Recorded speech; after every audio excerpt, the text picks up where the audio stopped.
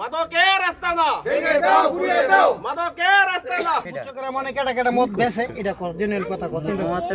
আমাদের জননেতা মুস্তাফিজুর রহমান দীপু ভাইয়ের দিক নির্দেশনায় আমরা দাউদপুর ইউনিয়ন যুবদল, মূল দল, ছাত্রদল, অঙ্গ সংগঠন আমরা মাদকের একটা অভিযান অনেক দিন যাবতই চালাইতেছি। আর সেই সুবাদে আজকে আমরা ইতিপূর্বে আরও অনেকটি মাদক স্পট আমরা দইরা পুলিশের কাছে হ্যান্ডওভার করছি।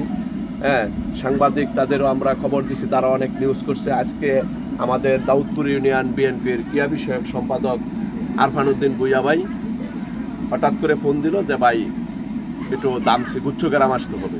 এই ব্যাপার যে এইখানে মাদকের 2টা স্পট পাওয়া গেছে, যে মাদক এইখানে অলরেডি জাল দিতেছে। তারপরে আমি এবং আমার যুবদলের সভাপতি আসাদ ফকির, এরপরে ছাত্রদলের সাবেক সাধারণ সম্পাদক নয়ন সরকার আসলাম। আসার পরে দেখলাম যে এইখানে আসলে একটা স্পট আমার লাইফে আজকে মনে হয় প্রথম দেখলাম যে এই একটা দৃশ্য। তবে এইখানে আমরা অনেক দিন যাবতই আমাদের এই প্রধানমন্ত্রী এবং আমাদের মাননীয় সংসদ এমপি মহোদয়ের এই দিক নির্দেশনায় আমরা কাজ করতেছি এইখানে, যে মাদককে কিভাবে নির্মূল করা যায়। হ্যাঁ, এটা আমাদের এমপি সাহেবের একটা স্বপ্ন যে মাদক রূপগঞ্জ থেকে নির্মূল করা হবে। মাদক দূর করার জন্য আমরা যে প্রক্রিয়া দিনে আগাইতেছি এবং বারবার ওই অভিযান করতেছি। আগে ইতিমধ্যে অনেক অভিযান করছি, তো বারবার তাদেরকে তারা অ্যারেস্ট হয়, আবার অনেক সময় অ্যারেস্ট থেকে বিভিন্নভাবে ফাঁক ফুকে বেরিয়ে যায়, জামিনে বেরিয়ে এসে আবার পুনরায় ওই কাজটাই করতে থাকে।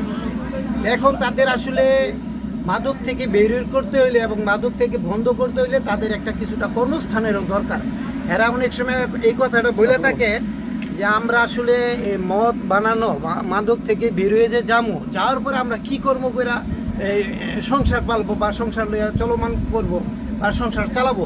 আমাদের একটা যায় ঝামেলা আছে, আমাদেরও কষ্ট আছে, তা আমাদের একটা কর্মস্থানের ব্যবস্থা করার জন্য এরা অনেক সময় অনুরোধ করে এবং মামলা থেকে অব্যাহতি যাওয়ার জন্য, যাতে মামলা মোকদ্দমার ভবিষ্যৎ না হয়